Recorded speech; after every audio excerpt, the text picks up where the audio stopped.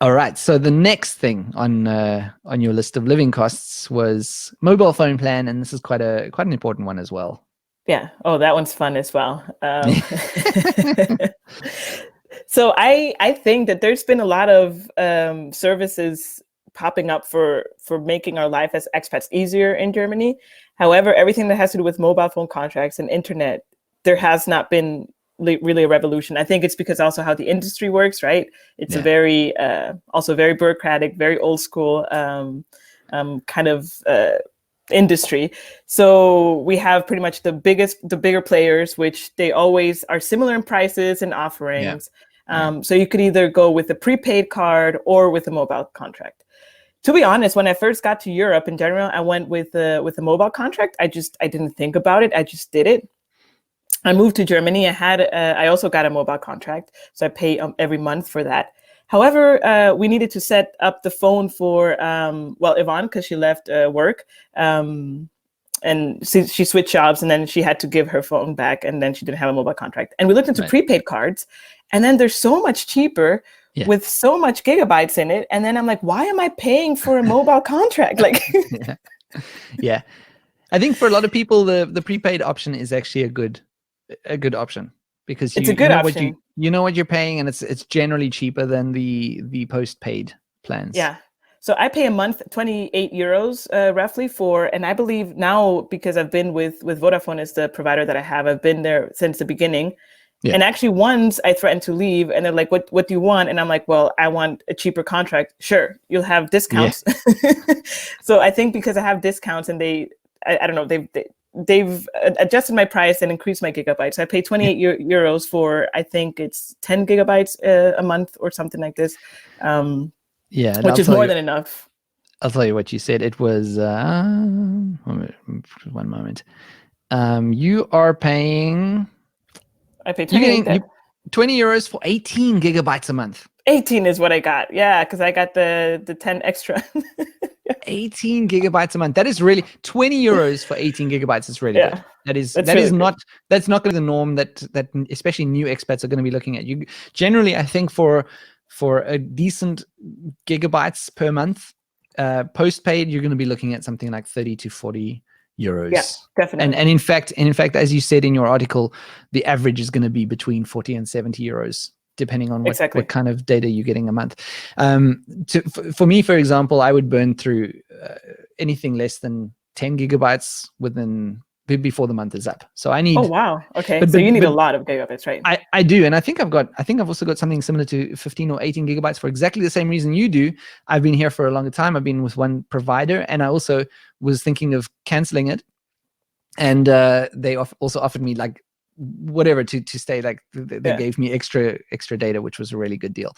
So if you stay here after, I say 2 years, threaten your mobile provider that you leave, and then you get a good deal. Yeah, it's almost like expected. It's almost like some countries you go to and it's expected that you would negotiate and barter.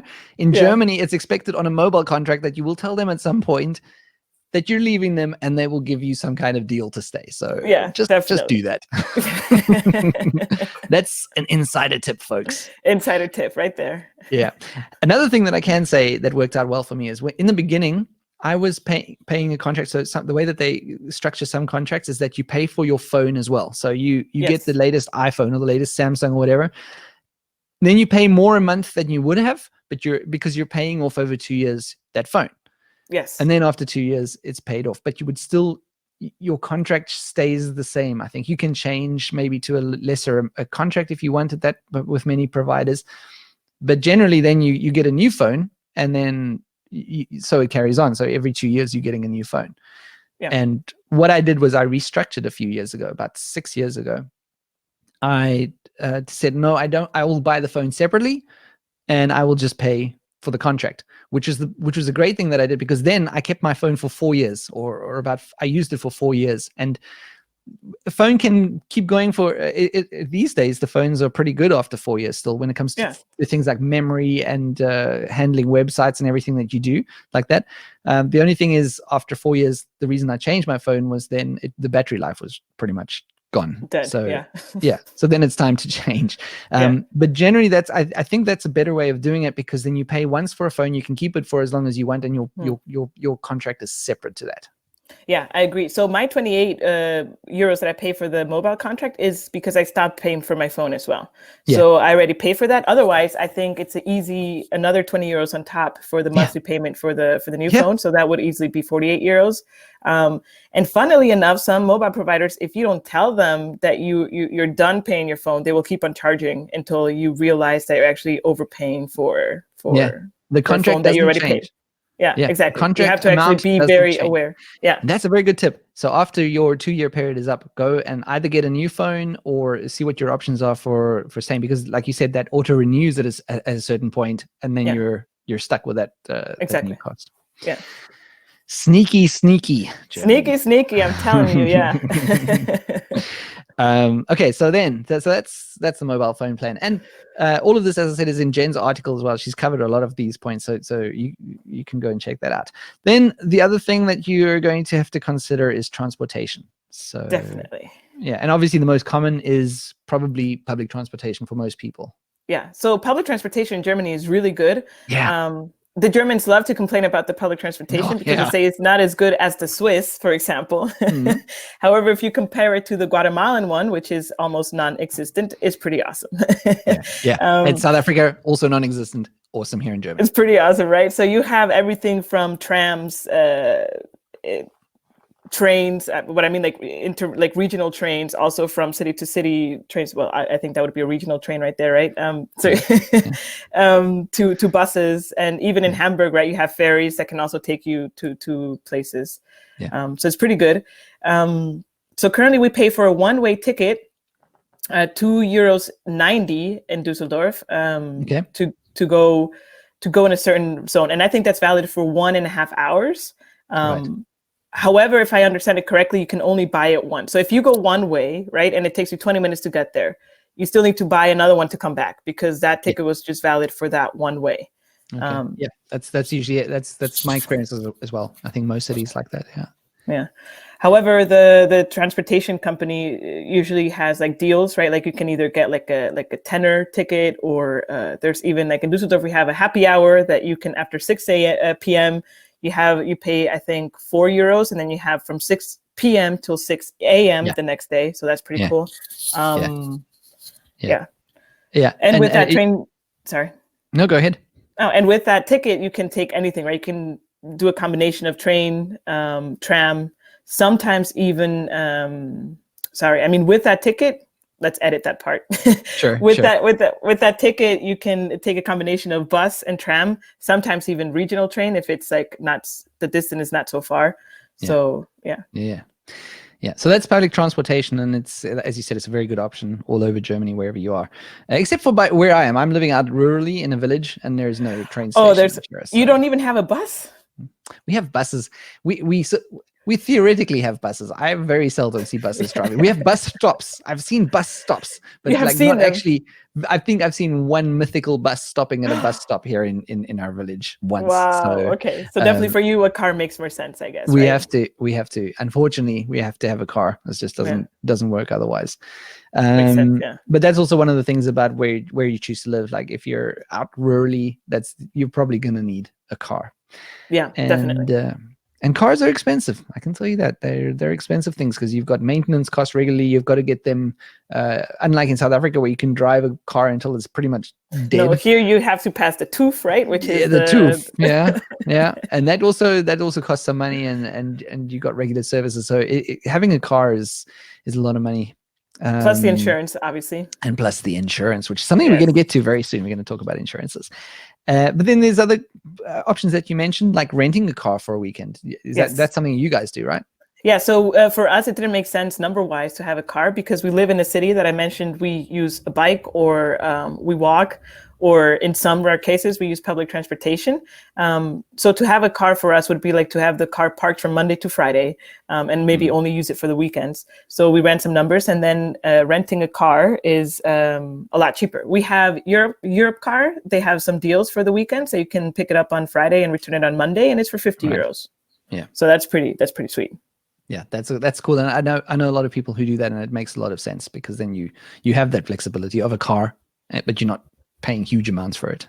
Yeah, and also sometimes we use this sharing, like a car share now is now, which is also pretty nice. Sometimes when we need to go to Cologne, from Düsseldorf to Cologne, sometimes the train connection is not that good, so we can take how are these cars called? They're called shareable cars. I don't know. I've car never done sharing. it. Car sharing. Never done car sharing. That's the word. Yeah. Sharing. So car sharing. I'm good. So Ooh, car sharing. Half of this interview is me telling you words that are wrong. What's me the word, Sean? And then to I tell you something and it's wrong. But we got it. Car sharing. We got it. So that's pretty cool. And now I think there used to be 2 car sharing companies, and now they're united. So if you open the car sharing app, at least here in Düsseldorf, there's like tons of options. So you can just pop in a car, drive somewhere, drop it off, and then come back. And it's relatively cheap. The car is parked in the area or something like that. You just go and pick it up and then drive it around and then leave it somewhere. For that, though, however, you need a valid German license, I would say. Yeah. Like from Guatemala, I couldn't do that with a Guatemalan license, so I needed to take out my German driver's license to do such a thing. Yeah. And the basic rate, what you said in your blog post, is about 19 cents per kilometer. Per kilometer, yeah, which is pretty good. That's very good. That is very good. And then of course you have e-scooters and bikes as well, which you can do. It's also like share, like the same concept where you just pick up a e-scooter and then pay for what you use. Yeah. And then of course taxi services, which I do not recommend this unless you're getting home from a club on a weekend night or something like that. I don't know. Yeah, we only take taxis, but taxis when when it's really late and we really don't have any other public transportation option. Yes. Yeah. Although Uber was such a controversial thing here in Germany. It's very highly regulated. Although they're still cheaper than a normal cab ride. They're not really liked. But so far it has worked well. And at least in Düsseldorf, it doesn't work all the time. Sometimes it does. But I prefer Taxi Now is the app that I use, which is okay. Yeah, and in most cities, you start the taxi ride with a certain fee. So there's like a €3.50, I think you said. Yes. And I think it used to be €2.50 for a long time, but in the cities now that I've seen, it's also about €3.50. That's the base cost, and then it goes up per kilometers. And I think every kilometer costs about €2. I think you said as well.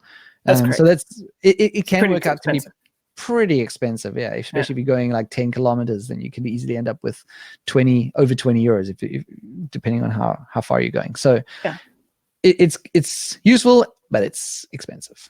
Exactly. It would be as a luxury. We take it once every couple of months or so. Yeah, but you guys, your transportation, you said, is mostly bicycles. Yes, that is correct. We love our bikes. So when I first got here, I bought a bike at a flea market for, I think, like €30. That lasted for like 3 months, I think. Right. Because like it just broke down. And then I went to a shop and I'm like, yo, how much do you charge to fix this? Oh, this will cost you €150. I mean, I paid €30 for the bike. Doesn't make sense. A bit more. Because it was like so messed up, right? Yeah. So then I ended up actually buying a proper bike, and it has been like awesome. Like I love cycling everywhere because in Düsseldorf, it's a relatively small city. So within like in 20 minutes, you can really be anywhere. And I've heard from friends in Berlin also that with a bike, it's actually sometimes even faster than public transportation. So biking, if you love biking, it's a very good option. But you said that you do it even in winter. So even when it's frosty outside, you're riding bikes around. Yeah. There's a German saying, and it's not like there is no bad weather. There's just bad clothing. That's a very good saying, actually. I'm still not going to cycle in winter. I'll continue. So we have like the whole like space suit, you know? So that is the transportation cost. So you guys, you invested in decent bicycles, and then you will have maintenance costs, but it's obviously a very cheap way of getting around, and also good for your health. So exactly. Another win-win situation. Another win-win situation right there.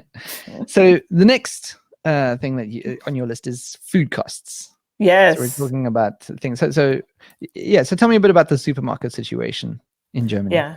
So I would say also food costs really depend on your diet, right? Like what kind of food do you eat? How often do you cook at home versus going out for dinner?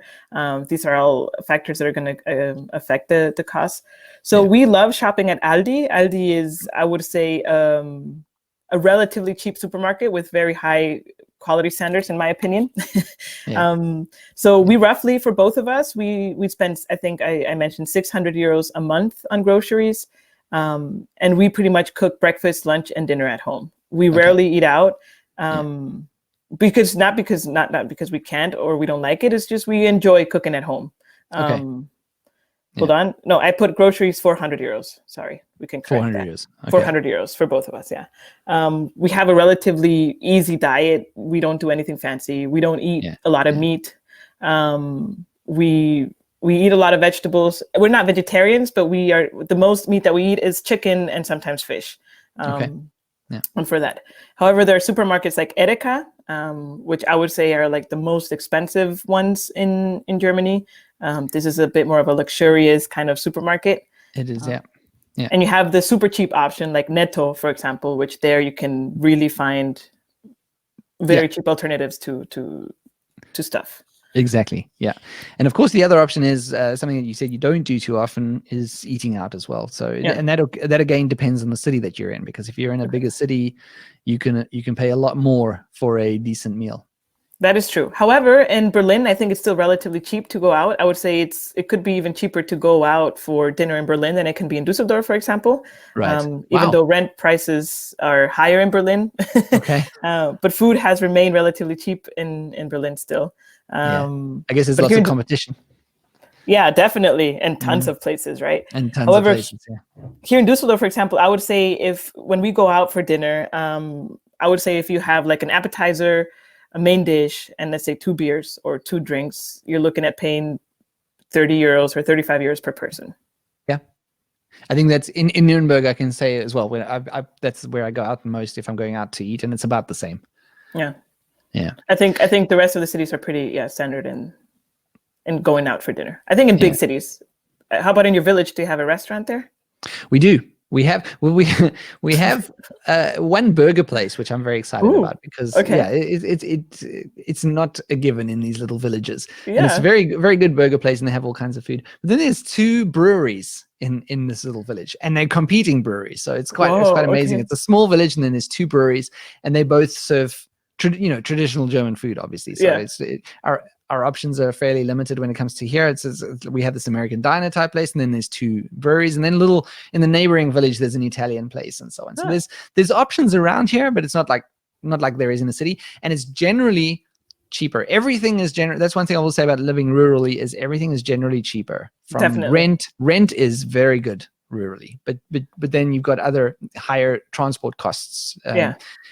Although I think living rurally is going to become more of an option if the trend towards working from home continues, because people don't have to worry about a long commute, and they don't have to worry about being in a specific city. They can just be out in the country. So this is, I've just switched to more of a remote working situation at work. So it's suited me just fine, because I don't have to get backwards and forwards that often anymore. So. Yeah, I would say our next plan for moving is definitely we're looking into moving into a more rural area, because like when we usually go for walks during the day, and it's like, okay, if I go for a walk, I rather go out to a countryside, right? Than the tram going in front, the train passing by, cars honking, kids on the sidewalk, kids running everywhere, e-scooters here, bikes there, Yeah, it's much better to just get that feel of nature and walk through a forest. Does that make us old though? Is that like what older people say? It kind of does. I think it does. Right. I just want the peace and quiet. The sound of the birds in the morning. But it comes down to what you want again, and which phase of life you're in. Because if you're younger, like when we first moved to Germany, my wife and I were in our late 20s, and we still were going out to clubs, and we didn't have kids back then, and then it was wonderful to live in the city. Then it's great. Exactly, it's what you want, right? Yeah, it's whatever you. Yeah, again, your lifestyle. Yeah, exactly. And now we just like you said, we far prefer a walk through the forest or through farmlands even, and it's just a whole different lifestyle. Exactly. Yeah. Yeah. So something else that we don't have to go into too much detail on this, but in Germany, the bank costs that you. Oh, yes. So that was actually very surprising to me. Like I mentioned, it was a pain really to open my first bank account. And I was paying a yearly price for having a credit card, which in Germany, a credit card is not really a credit card, I would say, not in the traditional sense that you can spend money with it and then pay in installments. Like it's like you pay and then they charge all of it at the end of the month. It all comes off the next month. It all comes off like directly, so like in that month. It's a credit card, but it's more of just like a debit card where you're prepaying for things, I guess. Yeah, exactly, which is weird, right? Yeah, it's so weird. It's so So weird. I was paying for this, let's call it air quotes, credit card, a yearly price of like 100 euros. And then I realized, why am I paying for this? So then I changed. And then actually in an expat dinner with some colleagues, some people started telling me about this like super cool online bank, fully in English, automated. You can do everything online. I'm like, what is this? This didn't exist before. Yeah. I think that's N26 or whatever it's called, right? Yeah, that is N26. Yeah, exactly. Yeah. So then I checked N26 out, and then like I opened my bank account on a Sunday from my couch. It was a breeze. It was like so different. Yeah. Like, where were you like 8 years ago, right? Yeah. They've definitely simplified things. I haven't used them, but I've heard from people who have that it's definitely made a big difference. Awesome. It's very popular with foreigners coming to Germany. Yeah, exactly, because it's so easy, really. Like I mentioned, like if you really want to go and open a traditional bank, like with Commerzbank or these Staatsparkasse or these German banks, you first of all have to kind of be aware of their opening times because they're super weird. And it's just a pain. It's a lot of paperwork. And sometimes you need to pay for, like I mentioned, like credit cards or I would say credit cards are the one that they charge mainly for. Or if you don't have a certain amount of money coming in a month, then they charge you for having That's right. the bank account. That's right. There is something I can't. You're right. I remember something about that with us as well. We had an account that started costing us more money. More money than what because there was no movement. There was no, because I think it changes the definition of it. Then it's they call it a Girokonto, which is basically a bank account that has salary coming in and your expenses going out every month. But the moment it's something else, I think then it's qualified as a savings account, and then you have to pay certain fees. So that's something to research if you're looking into banks.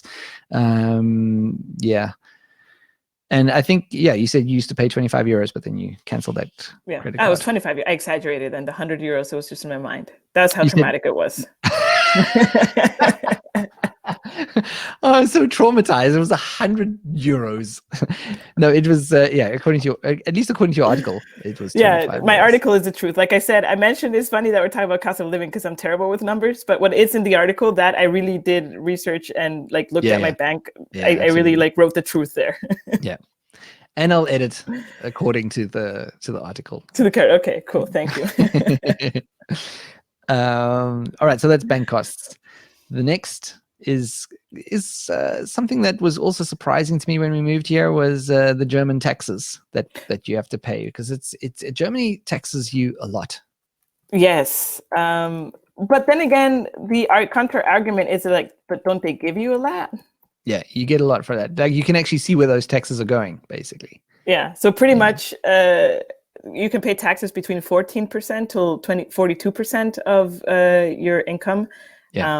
Yeah, and that includes Social Security. It goes to the pension fund as well. Right. If you are religious, then you also need to pay some taxes for that. Yeah, that was a surprise to me as well. That I think it can be 9% of your income that you pay to church taxes. And if you don't pay those church taxes, you don't have access. If you're religious, of course, if you're Catholic, let's say, for example, and you don't pay the church taxes, you don't have access to things like baptisms or weddings at marriages, funerals, and so on. Like that. It's you just don't have access to that, so you have to pay your taxes. That was amazing to me, because 9% is a lot of money It's a lot of money. Yeah. And I would say 9% is more in the southern states, like where you live, right? Because it's a more conservative and religious part of Germany. Other parts is 8% that you pay. I mean, it's not that much of a difference, right? Like 1% difference, but which is crazy. And right? It's crazy. And important there to note is that you can opt out of that. So you need to, when you're setting up your taxes, you need to make sure that, of course, unless you're Catholic or you're Protestant, you want to pay those taxes. But if you're not, then you must make sure that you opt out of paying those taxes. Yeah. Actually, it's not really opting out, but the Anmeldung, which is the registration, you just don't cross the fact that you are a religious person. Right. Yeah. And correct. that is the opting out for them. Yeah. Yeah. So that's I think that's a big this whole taxes thing is a big thing that people need to take into account when they're planning a move to Germany, or if you're here and you're getting set up, is that you're going to get a salary, but you're only going to end up with about, depending on what you're earning, 60%. Exactly. You could end up with only 6% of your salary, 60% of your salary. Exactly. Quite something. Which is quite something. If you think about it, 40% taxes is a lot. Yeah. It's huge. It's huge. However, the counterpart, I don't know if it's like, for me, it's still okay, right? Because the remaining amount I only need to consider for rent, groceries, and other stuff. However, I know if I get sick or, like I had a surgery recently as well, I paid 20 euros for that. So on the other hand, you also have some benefits for it too. Right. Exactly. Yeah. So that is the taxes, and that there's a whole lot that we could discuss in taxes. We're not going to. We could talk ages. Because that's a podcast. That is a podcast episode on its own. Yes. But you quoted a very cool site in your article. It's about TaxBack. I think it was called TaxBack or something like that. The website. Again, I'll put the links in the show notes. And the site is called Your Bullshit-Free Guide to Taxes in Germany. There's an article that you linked to, and that was I had a look at that, and that is very comprehensive as well, and a good article about taxes. So go and check that out. Definitely. Then we'll just brush over education costs, because obviously this is not something that you guys don't have kids or anything like that, right? Or pets, you said. That's correct. Yeah, we don't have kids or pets. Yeah. Yeah. So we can just talk about the averages that you mentioned in your article. So let me just have a look what you said. So for education, we're talking about daycare, and you're looking at they heavily subsidize daycare in Germany, and that's something else. Is having kids is very good in Germany, because they subsidize the kindergartens, and they give you something that's called Kindergeld every month. So for every kid that you have, every kid that you knock out, you get money. It's like the lottery. Like, of course, you do have a human life that you have to take care of for the next 20 years. Right. But you get Kindergeld for it. Amazing. But I have a question for you, because from friends that have kids and everything, right? So what I've heard is that the government subsidizes a lot of the kitas, right? Like before the school. Yeah. However, it's very hard to get into a public kindergarten, so they end up going to a private one, which turns out to be very expensive, because then you don't really get a lot of help from the government for that. Yeah, I can see that being a problem, and I've never experienced that problem myself. I think because we lived in smaller cities. Würzburg was a city of about 100,000 people, if I'm not mistaken, which is not tiny, but it's also there was enough options for us to find a place in. So that's perfect. Okay. Yeah. And out here in the rural area, it's fine. There's enough kindergartens and people out here for us to get in. So that was not a problem. Yeah, it is cool. It's also one of the benefits of living rurally. But I can see, I think in a city like Munich or Berlin or somewhere like that, and possibly where you are as well. Yeah, even Düsseldorf, yeah. It could be a problem, because there's a lot of people vying for the same kindergartens. There's not enough. And I just heard a news report today that there's a shortage of, especially for children under 3 years old, there's a shortage of daycare for those kids as well in Germany. So there is a shortage. Yeah, exactly. Yeah, especially in the bigger cities. So it's another, like you said, another reason to be able to live in the countryside. Yeah. But so like from friends and my research also, like if you want to have this kind of like daycare for your kids under 3 years old, 3 years of age, then it could cost up to 1,000 euros a month. That's the private daycare. That's right. Yeah, and if you opt for the subsidized daycare, then it's about 100 to 200 euros a month per child. Which is quite a difference, isn't it? It's huge. 100 euros versus 1,000 euros. And then for primary, secondary, high school, and university, there are no tuition fees, which is the other great thing about Germany. Is the education is pretty good. Yeah, exactly. You just have to pay for material and food, pretty much, right? Yeah. And similar thing with the universities. I think you do have fees, but they're nominal, basically. Yeah, not compared to other countries, which is a crazy amount of money. Yeah, which is incredible. I don't know how that happened, but it's a great system, I think, because I it agree. just allows so many people to have access to education, and maybe that explains why the Germans are mostly so educated Educated. and Yeah. intelligent. Yeah. Yeah. Well, Could be. maybe intelligence is wrong the word. Is it? They're educated. Yeah, so that is the education costs. Then a big one as well is insurances. So yeah, Insurances. there are many insurances in Germany, but there is one that almost every German has. Yes, the personal liability insurance. Yeah. Which is crazy. When I first moved to Germany, as I was opening my bank account with my account manager for 45 minutes, she told me, by the way, you need this Haftpflichtversicherung, Chinese to me. And I was like, excuse me. And then she tried to explain why this was important, right? And I'm like, no, I don't need an insurance. So she pretty much said, like, imagine you're crossing the street, you don't see it's red, and then you cause a car accident, and then like people get hurt, people go to the hospital, and they all sue you, and you're pretty much poor. I'm like, well, why would I cross the, like, it didn't make sense to me, right? Yeah. So I just totally like declined it. Then when I met my wife, and then I don't know, of course, like in a date, insurances came up, right? And then she's like, you don't have, yeah, it was like a big deal. And then she's like, you have to have it. And then again, she gave me like all the argument. I'm like, whoa, okay, just because I want to keep on seeing you, I'm gonna get it, right? Like this seems to be working, so I'll get the Haftpflichtversicherung. I'll get it. Settle down.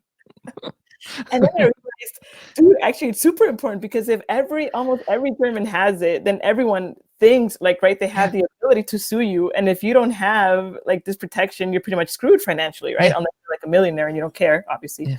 But so that's a very big one, which is not expensive. You can get Haftpflicht for even €3 a month. So it's not expensive.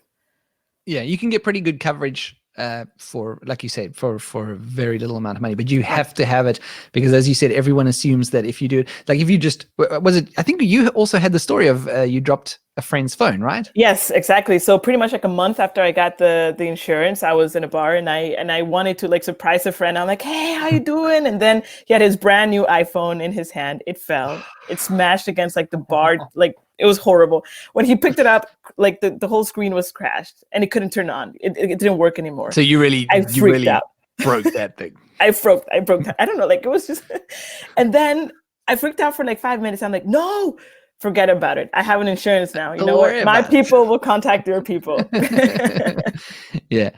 And that's exactly the benefit.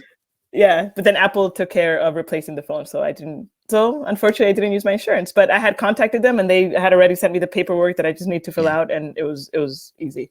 Yeah.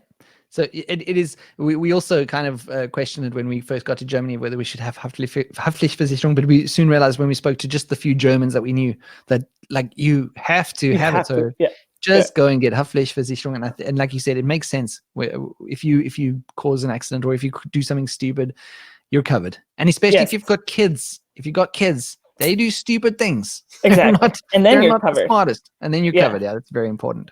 I had a story of also a friend who the dad was out jogging, and then there was a dog owner, and the leash, it was like almost evening, right? So the leash was one of these transparent leashes, and the dog was like, let's say, across the sidewalk, and my friend's dad didn't see the leash because it was invisible, and he tripped and fell, and then he broke his arm. Big thing. Here comes the lawsuit, right? So something as simple, right, as that you could just be out there, and then you just don't realize, maybe you leave your bike or do something and someone trips, and then there goes the lawsuit. Exactly. Yeah. And we're covered for like something ridiculous. I think it was for 5 million euros. I'm like, how am I going to do 5 million euros worth of damage? You just don't question it. You're just grateful that you have it, I guess. It's okay. Like, I don't want to know how it cost 5 million. We'll get it. And then the other one was Hausratversicherung that you mentioned. Also, so that's like home contents, right? Which pretty much insures your belongings. So when I was doing research, the analogy that is used very common is that let's take your house, like put it upside down, shake it, and whatever falls out of it is what is covered with this insurance. Right. A lot of these insurances, they also cover bikes. So we have our bikes are covered, which is good because my wife she locked the bike on a fake pole, and then it was stolen in a matter of like 10 minutes. And then we could file the claim that it was stolen, right? And then we got the money back, and she was able to buy the same bike within a month, I would say. Yeah. So that one we have used, that definitely. Yeah, and that was also something that we got right at the beginning as well. It's good to have. You were fully integrated. You got all the insurances right from the beginning. We didn't mess around. We rather err on the side of safety. We're like, okay, let's just do this. And it hurts a bit, like any insurance. It's like it hurts a bit to pay it, and then but it's good to have that peace of mind. Yeah, because then something happens, which it could happen, right? And then you like you said, you have that peace of mind. Oh, okay, I can I can recover it or whatnot. Exactly. And then also there's tons of other insurances depending on your living situation. You could have car insurance, which in the beginning is very expensive until you've had the insurance a few years, and it comes down if you've got no claims. I do not know what I pay for car insurance. I wouldn't be able to tell you. So maybe I'll look it up and put it in the show notes. Pretty sure that. And then also legal insurance might be a good thing to have. It's not, I wouldn't say it's necessary, but you never know when you're going to have to get a lawyer, and lawyers are very expensive. And if you've got legal insurance, it means you have the ability to pay for a lawyer if you ever need one. Yeah, exactly. And another thing, like Germans love to threaten with lawyers, right? Yeah. So the fact that if you have legal insurance, you have that ability to also feel protected, right? Like, or if you have an annoying situation, just by saying, I'm going to tell my lawyers, or I'm going to contact my lawyer, things just got resolved a lot faster. Yeah, exactly. Which is crazy. It's good to have that option. It's good. Do you have legal insurance? Yes, we have legal insurance as well. Okay. Yeah. Dude, I'm married to a German. We have all kinds of insurances. Yeah, we don't. I think that's something that we don't have. But we haven't needed it, touch wood. Because now that I've said that, it's going to happen. But, please don't. I hope not. But there have been potential situations where we were thinking, is this going to result in a legal situation? Would it be good to know that we wouldn't need it? We would have it. So it's not that expensive. And the thing is that a lot of these legal insurances, they have a waiting period. So they're smart, right? Because they're like, are you getting us just because you know trouble is coming? That is something. We had a situation where we thought we might be needing it, and exactly like you said, we started looking around, but they said you have to, I think it was a 3-month waiting period or something. I can't remember what it was, but there is a period where you have to, so it's good to have it already. Just have that in mind. It's not a necessity in Germany, but it is more of a peace of mind that should you run into legal situations. Exactly. Yeah, so that's insurance. Again, that's also another podcast for another day. Yes, there's like a big issue. It's a big topic. If you ask an average German how many insurances they have, I would say an average 5. Yeah, easily. Easily. Okay, and then that brings us to, and of course it's difficult to put a price on the insurances that you have, because it vastly depends on what you're insuring, how much you're insuring it for. So, but it's just good to keep in mind that's part of the cost of living in Germany. Yeah, definitely, for sure. The personal liability insurance, I think it's a definitely. A necessity. Home contents is more, like you said, peace of mind with legal as well. Exactly. So then there's other costs, and now under other costs you list things like cinema, for example. Whoa, which is quite a thing in Germany, because it's expensive. It is expensive. It is really expensive. Yeah. So here in Dusseldorf, I would say in Germany generally, I don't know why, but like finding original version of movies. So let's say if you want to watch a Hollywood movie and you want to watch the English version of that, it's very difficult to find a theater that actually has that. And when you do, frustrating.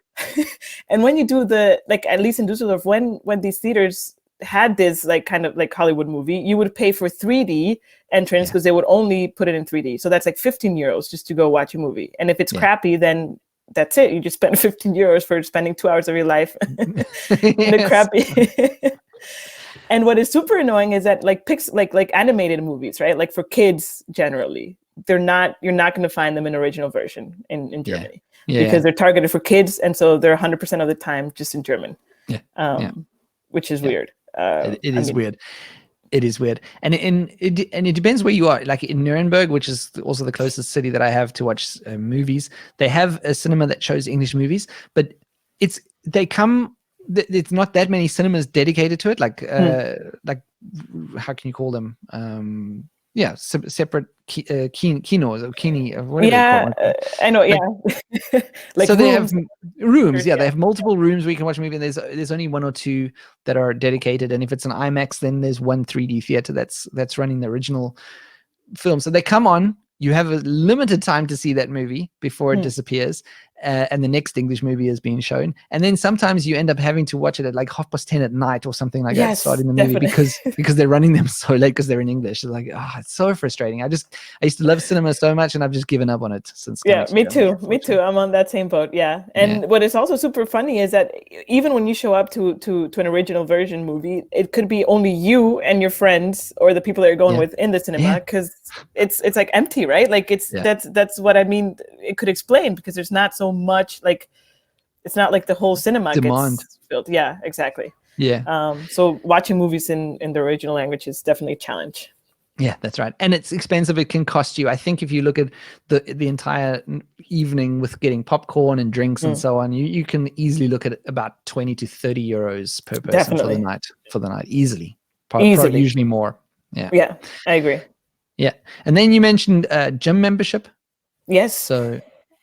So I would say gym is also quite pricey. And most of the gyms, they have a contract, right? It's not like you can just go there and it's like a monthly thing that you can cancel whenever. You usually have contracts. And as I mentioned, right, like if you don't cancel the contract in time, you can get in trouble. Keeps going. Yeah.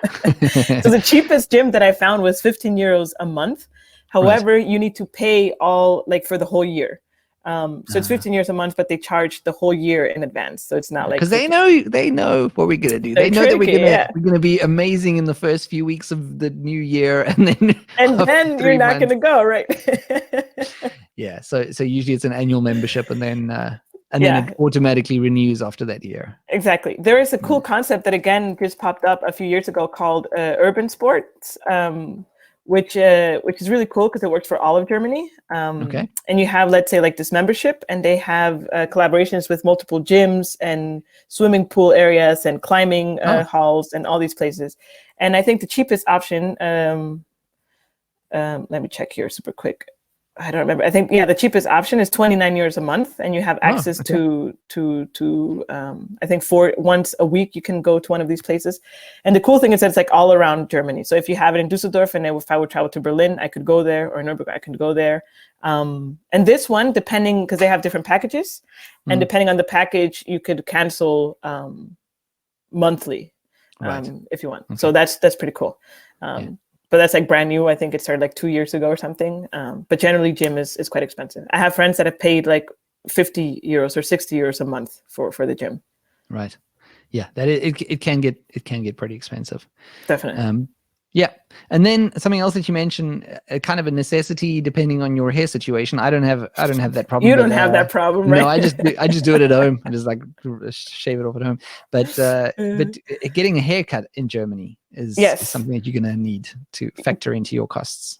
Definitely. So I have short hair. So I pay 30 euros for a haircut. Which is I would say is quite expensive. Yeah. I have guy friends, and they usually go to the cheaper places, and they sometimes pay 15 euros for their haircut. Yeah, but even that, I like, even when I was going to the hairdresser regularly, I found I would pay between 15 and 20 euros for a haircut, and it was literally just a trim, like just trim. It is so expensive. It is so expensive here. Like, it is quite expensive. And surprisingly, this is one thing that rurally is not cheaper. In fact, it's more expensive. And I guess they know that you don't have many options. So they take advantage of that, right? Yeah, it is. So, I mean, it's a really nice hairdresser that we've got in our area, but it's actually more fancy than the kind of hairdresser that I would go to usually. Okay. So it was part of my decision to just keep my hair short, because I was like, this is ridiculous. I'm not paying every for that, 3 weeks, 4 weeks, just for a trim. No, sorry, people. But you mentioned here that it's you can expect to pay between 20 and 40 euros. And if you have short hair, about 15 to 30 euros. Yeah, exactly. And that's just a cut. Well, they wash it and a cut. If you... that's also important to say, right? Because they will ask you if they should dry it for you or not. And usually if you say yes, then they're going to charge you more for that as well. Exactly. Yeah. Exactly. And then if you want to add things like coloring and that, then Oh it yeah, just that just the adds up. costs escalate. You can actually pay over €100 Definitely. for coloring, haircut, dry, everything in the works. It could be Yeah, pretty expensive. it could be. Yeah. All right. So those are the most common things that add to the cost of living in Germany. Obviously, we could go, like we said, could go into some things in more detail, but you've covered it all very, very nicely with links to all kinds of resources. In fact, you've got at the end of this article, you've got resources to help you calculate your expenses in Germany. There's calculators, there's lists of prices, all kinds of things. And then, of course, you've also got lists of things like best cities to live in Germany, simple 18-step guide on how to move to Germany. So that's all linked to in your blog article. Yes. So you said €1,000 to €2,000 is what you guys are paying for all of the things that we've just spoken to, right? Yeah. So with the lifestyle that we talked about that my wife and I have, our costs per month are 1,084 exactly. That's really to the cent. Again, you are integrated. So I'm getting like mixed signals from you. Half and half. Yeah, you're half integrated and half really well integrated. Yeah, which is relatively cheap, right? But Yeah, have we already talked? I've had friends who have a very nice apartment and they alone pay 1,200 or 1,500 euros just for rent. That is the big one. The rent is the big one. Yeah. Yeah. Or I have friends that have kids and they love eating out, so obviously that is the biggest expense. Yeah. So in my household, rent is definitely the biggest chunk, which is the 570 euros, followed by what I got here. I have a very nice little table here, all the way at the top. Yeah, followed by the groceries, because like I mentioned, we rarely eat out. And then it's pretty much divided into insurances, mobile, and internet. And transportation, almost null, because we go everywhere with a bike. Yeah. So I would say that's what you can expect. Which leaves, I mean, if you're coming over as an expat, you're generally looking at jobs that would cover that pretty well, I would think, right? I would think so. So when I first moved here and I was single, I was earning roughly 1,500 net. So after tax deduction and stuff, and that was enough to live in a shared apartment. I was able to do some small travels and drink beer every once in a while. So it was enough to cover my costs. However, I didn't have enough to save money monthly, for example. And I think that's about accurate as well. I think when you first get there, Germany is expensive, especially if I compare it to South Africa. It's a way more expensive cost of living. But when you compare it to other countries, I think you even mentioned in your blog, countries like Switzerland, for example, which is hugely expensive. Yeah, it's even more expensive. Yeah, Germany is pretty well priced. You get decent salaries here, and the cost is okay. The cost of living, I would say it's okay. And also there's always options, right? You can go to a you could also go to a super fancy brewery and have a beer there, or you could go to a kiosk and buy a beer for €1, or you could go to the supermarket and buy a beer for 60 cents. Like, it depends what you love. It depends if you want to go, and if you go out every weekend to nightclubs, or it depends what kind of lifestyle you lead. But these are the things that we've just spoken through are generally the baseline of what you can expect, and then you can add or subtract things depending on your lifestyle and what you're willing to compromise to that baseline. Exactly. You couldn't have said that better. Well, this could have been a 30-second podcast.